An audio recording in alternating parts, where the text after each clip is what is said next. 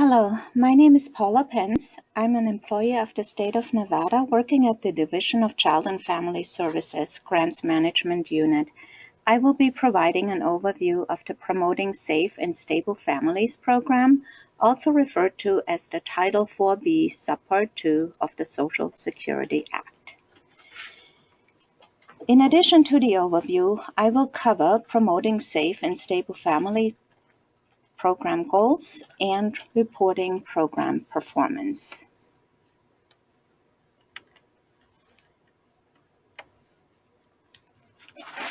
In February of 2018, the President signed into law the Bipartisan Budget Bill of 2018. This law included the enactment of the Family First Prevention Services Act, which emphasizes the importance of children growing up in their own home and helps ensure children are placed in the least restrictive, most family-like setting appropriate to their special needs when foster care is needed. The Act, among other provisions, reauthorized through 2021 the Title IV-B Part B Subpart 2, Promoting Safe and Stable Families. It modifies the two service definitions. It revises the definition of family support services to include supporting and retaining foster families so they can provide quality family-based settings for children in foster care, and revises and renames the definition for family reunification services, formerly time-limited family reunification services, to allow 15 months of family reunification services for children who return home from foster care, and to remove the 15-month limitation for a child in foster care to receive reunification services.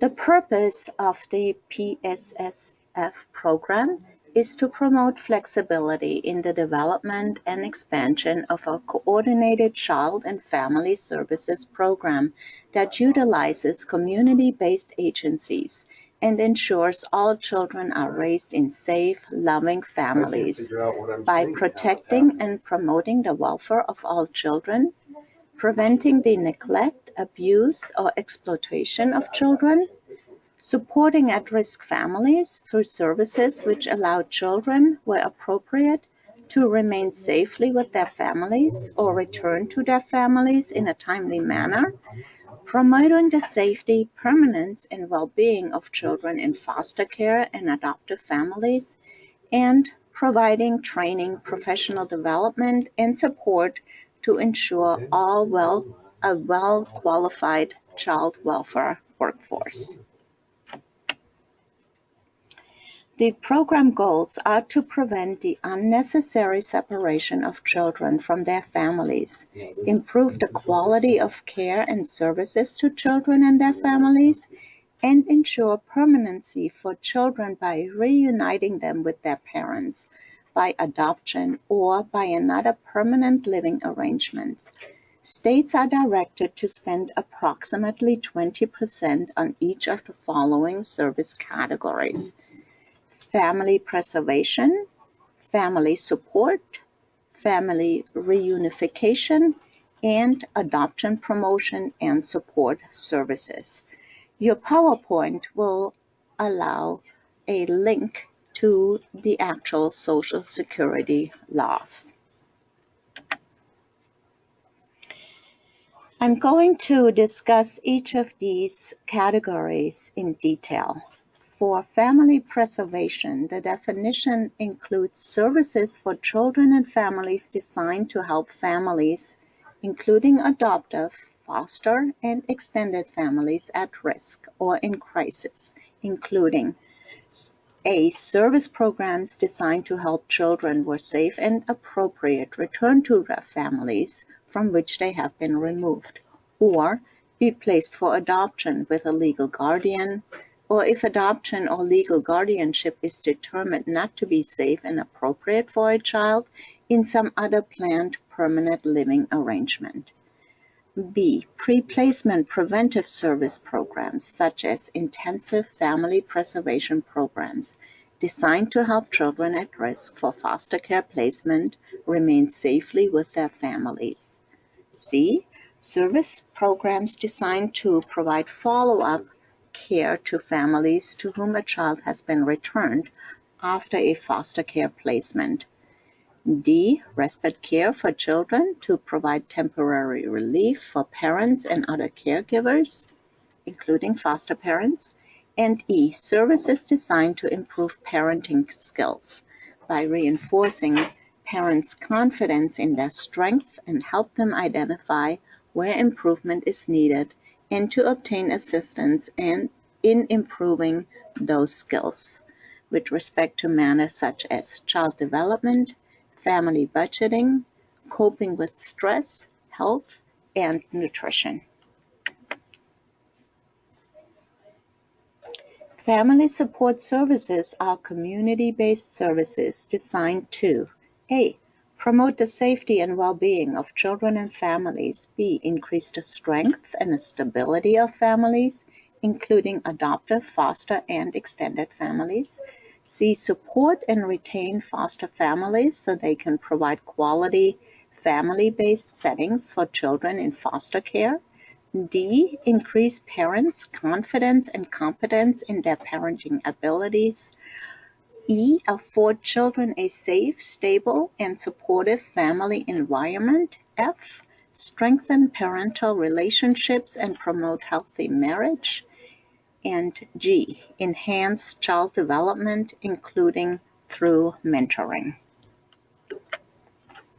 Family reunification services are services and activities provided to a child that is removed from the child's home and placed in a foster family home or child care institution, and to parents or primary caregivers of such a child, in order to facilitate the reunification of the child safely and appropriately within a timely fashion, and to ensure the strength and stability of the reunification.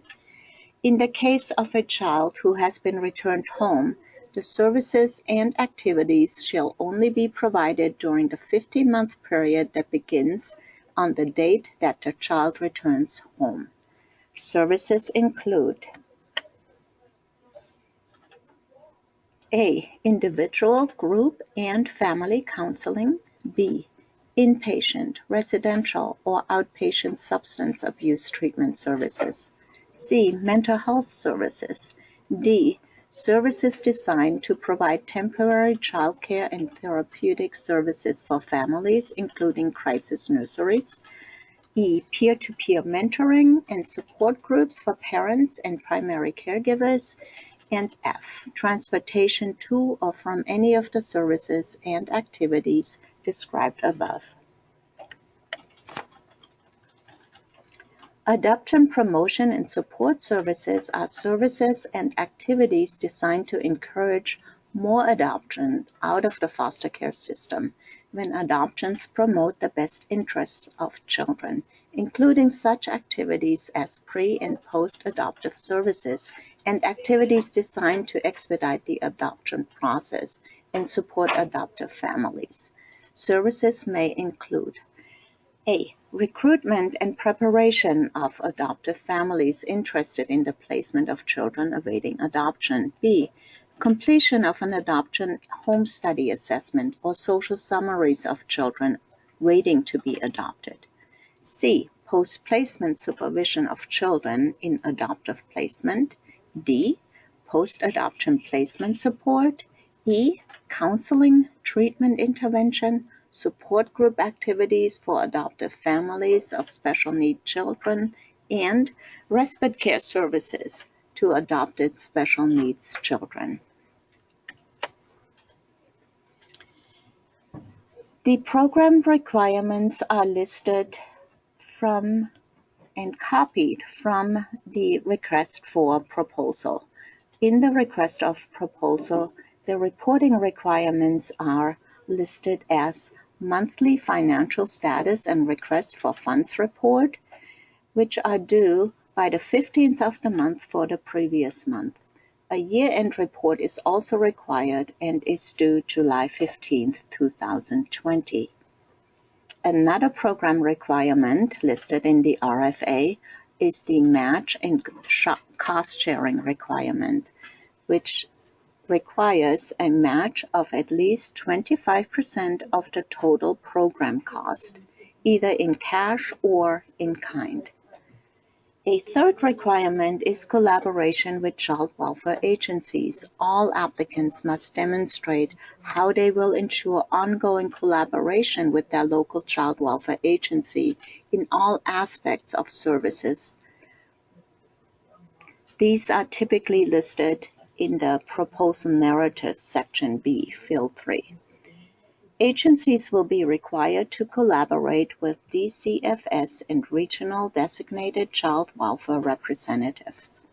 And there is a confidentiality requirement, which requires applicants to maintain the confidentiality of any information that would identify persons receiving services and to conduct background checks on all employees, volunteers, and other workforce members that are in direct contact with children or families that are receiving services.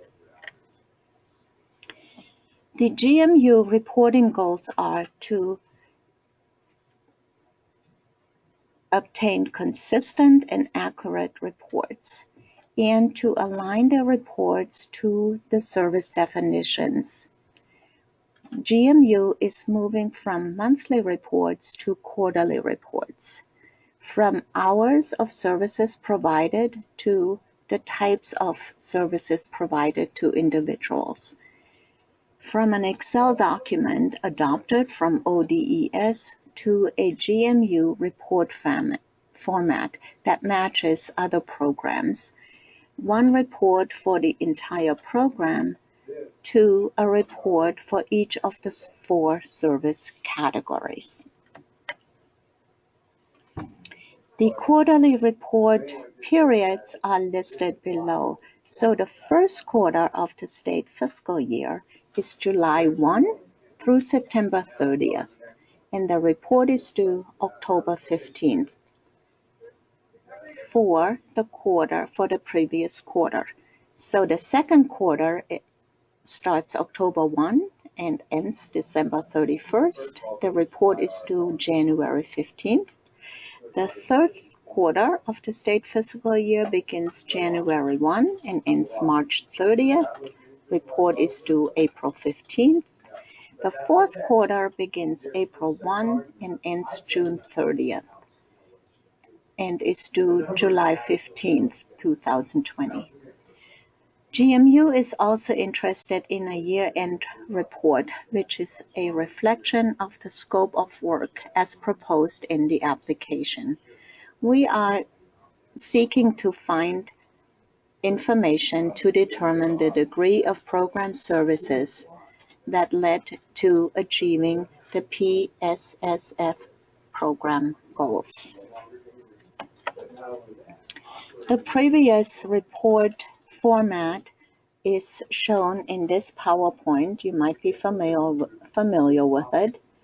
The report changes are new questions have been added in order to gather program services provided. The report template is quite different. It has been changed to assist GMU to better analyze program data. The new template consists of 6 tabs, Excel tabs. The first one, instructions. Second, family preservation. Third, family support. Fourth, family reunification. Fifth, adoption, promotion, and support. And scope of work. Questions have been numbered. The reason questions have been numbered is so that GMU can better address specific reporting questions or concerns. There is an instruction tab, and the instruction tab lists instructions, step-by-step instructions on how to complete the report for service categories. It's important to note that subrecipients will only need to complete a service report for the applicable category as listed in the scope of work. Each service category tab includes an agency information section, the agency name, grant number, project period, and the preparer's name. The demographic section consists of two areas. First, individuals served during the quarter, that's question 1 through 4. So here we are interested in all the individuals that were served. And the second section, questions 6 to 12, which seeks to get some characteristics of individuals. This section is for new individuals only. The Family Preservation section lists the services as outlined in the slides that were presented earlier. So for family preservation, that slide is slide number 6. You will see the service definition, and you will see the type of services to be provided. And then there is space provided for you to list services for different categories that are specific to your agency. The same process applies to family support. For family reunification, the services are defined more clearly. So these are listed as they appear again on page 8 of this presentation, and adoption, promotion, and support follows the same format. Please keep in mind GMU is looking for services that are provided through funding provided by the grant. Again, report instructions are listed in the instruction tab. Subrecipients will need to complete a report for each of the funded service categories. So that could be 1 category or 4, depending on your statement of work or scope of work. And the definition of the service category are also provided in each reporting tab.